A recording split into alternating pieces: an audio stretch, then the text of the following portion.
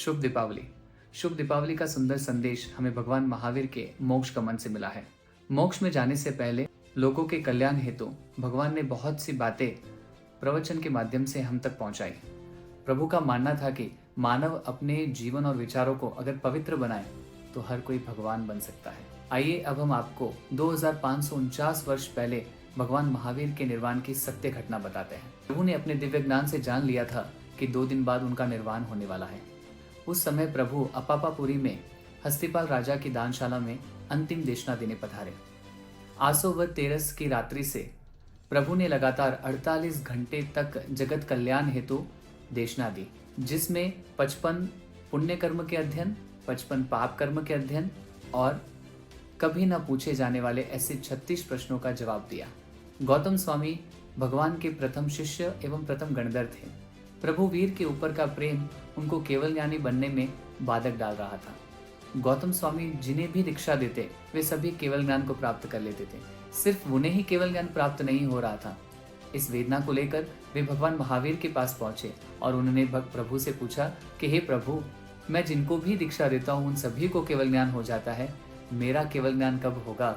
तब भगवान महावीर ने हंसकर बताया कि हे गोयम, जिस दिन मेरे प्रति तुम्हारा लगाव छूटेगा उस दिन तुम्हें केवल ज्ञान होगा। तब गौतम स्वामी ने बताया कि हे प्रभु, अगर ऐसा है तो मुझे केवल ज्ञान नहीं चाहिए, मुझे तो सिर्फ आप चाहिए प्रभु, सिर्फ आप। अपने प्रति गौतम स्वामी का अटूट लगाव तोड़ने के लिए भगवान महावीर ने अपने अंतिम समय में गौतम स्वामी को देव शर्मा नामक ब्राह्मण के पास उनको प्रतिबोध करने के लिए भेजा। प्रभु अंतिम समय में 55 अध्ययन में से प्रधान नाम के अंतिम अध्ययन को बता रहे थे। तब देवलोक में इंद्र महाराजा का सिंहासन कंपायमान हुआ। प्रभु के निर्वाण का संकेत तो मिलना हर इंद्र महाराजा को स्वाभाविक है। इंद्र महाराजा अपने पूरे परिवार के साथ प्रभु के दर्शन वंदन हेतु पधारे। हे प्रभु, आपके उत्तरा फाल्गुनी नाम के जन्म नक्षत्र भस्म ग्रह का प्रवेश होने वाला है, जिसके कारण आने वाले 2000 साल तक जैन धर्म को बहुत नुकसान पहुंचेगा। इसलिए हे प्रभु, आप अपनी आयु को यदि एक क्षण के लिए बढ़ाते हैं तो भस्म ग्रह आपकी उपस्थिति के प्रभाव से कमजोर पड़ जाएगा और जैन धर्म की बहुत बड़ी हानि होने से बच जाएगी। इस पर प्रभु कहते हैं कि आयु बढ़ाने और घटाने की ताकत तो तीर्थंकरों में भी नहीं होती। अपना अंतिम समय निकट आता देख प्रभु ने पर्यंकासन में रहकर शुक्ल ध्यान ध्याया, सारे कर्मों का क्षय करके सर्वथा देह का त्याग करके मोक्ष यानी निर्वाण को प्राप्त कर लिया। उस समय वहां 9 मल्ली जाति के और 9 लच्छी जाति के राजा उपस्थित थे।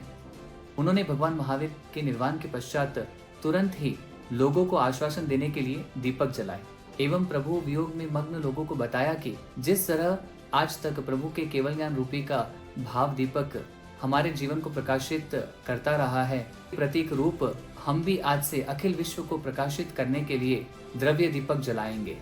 वीर प्रभु के निर्वाण के दिन से लोगों ने दीपक जलाकर दीपावली पर्व मनाना शुरू किया। इस पर्व को दीपावली पर्व के नाम से ही जाना जाता है। वीर संवत का प्रारंभ हुआ, जिसका समाज आज भी बहुत आदर करता है। जहां भगवान ने अंतिम देशना दी, वहां उनके भाई नंदीवर्धन ने एक स्तूप बनाया था जो आज भी मौजूद है। भगवान का अंतिम संस्कार हुआ, वहां इंद्र ने स्वयं भगवान महावीर के चरण पादुका की स्थापना की। वह पादुका आज भी मौजूद है, जो पावापुरी के जल मंदिर के नाम से प्रसिद्ध है। ऋषभदेव भगवान से पार्श्वनाथ भगवान तक 23 तीर्थंकरों ने अपने अंतिम समय को जानकर धर्म देशना को विराम देकर अनशन का स्वीकार किया था। केवल भगवान महावीर ने अपने अंतिम समय को जानकर लगातार 16 प्रहर यानी कि 48 घंटे तक धर्म देशना दी थी और देशना देते देते ही मोक्ष पद की प्राप्ति की। अरहम शरणम।